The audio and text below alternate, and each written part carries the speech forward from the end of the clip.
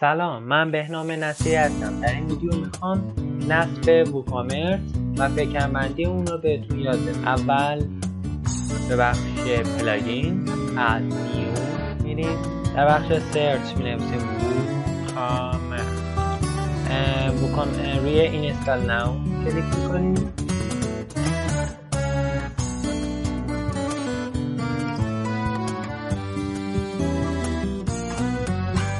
منتظر میشیم که نصبش کنه. روی دکمه اکتیو کلیک کنیم. در این بخش به بخش ستینگ میریم. در تبع و جنرال آدرس فرودگاه رو میخواد که خب یک آدرسی وارد کنیم. شهرمون میخواد و کشورمون.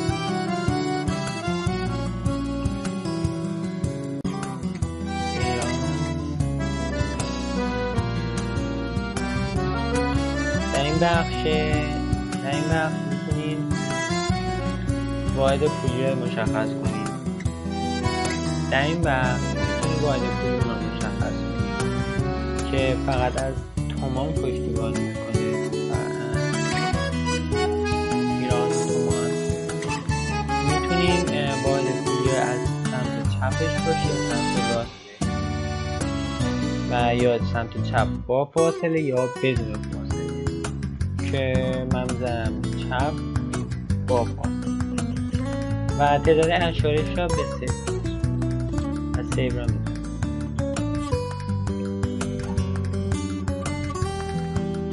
به بخش پروداکت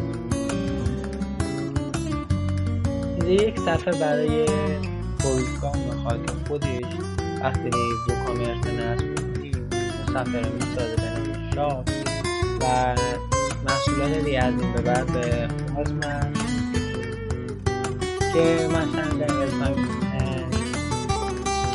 این قسمت میتونیم وزن کالاها را تغییر بدیم که اگر کالای گرمی بود و وزن داشت با چه واحدی اندازه گیری میشه، با گرم یا غیره، و یا اندازه ابعادی باشه با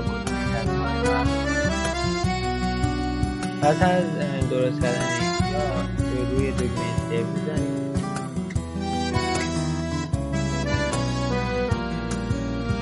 به بخش دوم میریم. این قسمت ایمیلمون رو میخواد که خودش وارد کرده که وقتی کسی محصول میخره نتایج رو برای ما ارسال کنه و چیز خاصی نداره. به بخش بعدی میریم. در این بخش محصولات دانلودمونه که ما میتونیم بگیم دانلود از فقط بزنیم روی فوکس دانلود و اگر میخواین کاربرانتون لاگین کنن و پس از اون بتونن دانلود کنن این گزینه رو فعال کنیم.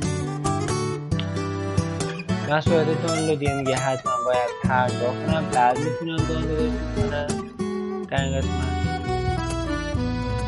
و فایل نیم هم که اسم فایل میگه برای ذکر بودم که این تیکش بزنیم.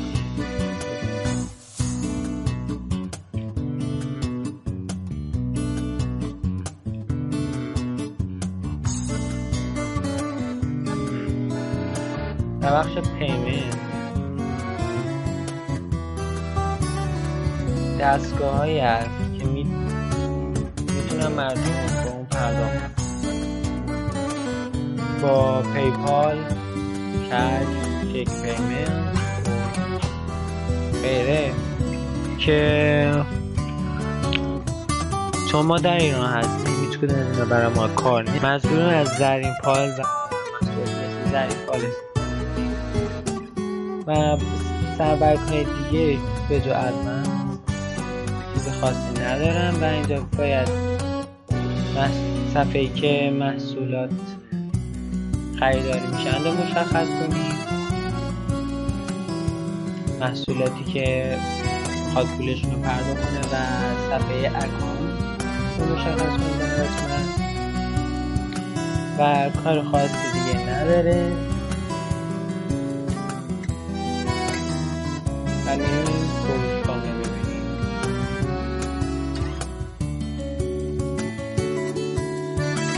این فروشگاه ما که هیچ گونه محصول در وجود نداره. برای اضافه کردن محصول به بخش پروداکت اد نیو میایم و یک کالا درست میکنیم به نام مثلا تست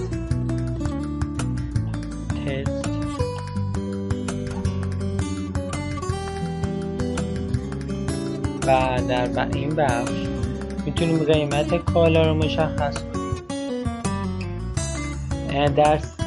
اگر میخوایم تخفیف بدیم تخفیف میدیم و اگر محصولمون دانلودی باشه برای بخش دانلود و اگر مجازی باشه و فقط خرید میخوایم اون کالای را بهش بدیم مثل فایل دانلودی، لایسنس ها، کارت شارژ ها و روی ویژوال کلیک میکنیم و فعالش میکنیم و فایل خود را این بخش آپلود یک اسم براش انتخاب میکنیم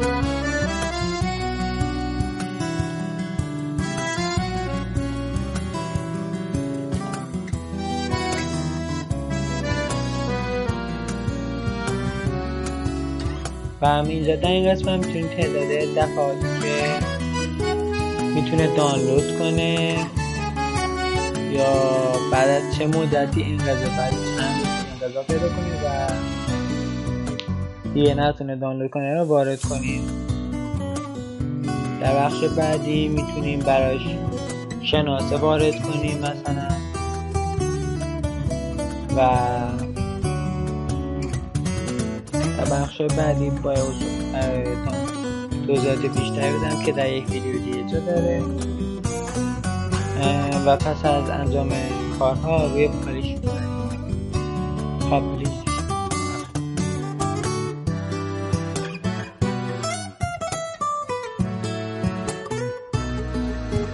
محصول ما در این قسمت کلیک کنیم که محصول باز بشه.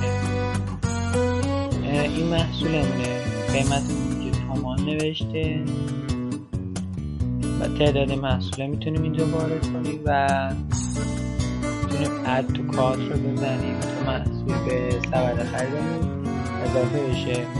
سبد رو ببینید که همچین محصول خریداری رو به گزینه بعدی میزنیم. در این قسمت نام خانوادگی و مشخصات مشتری میخواد و پس از اون میتونه مبلغا پرداخت. خیلی ممنون که این ویدیو رو دیدید. خدا نگهدار.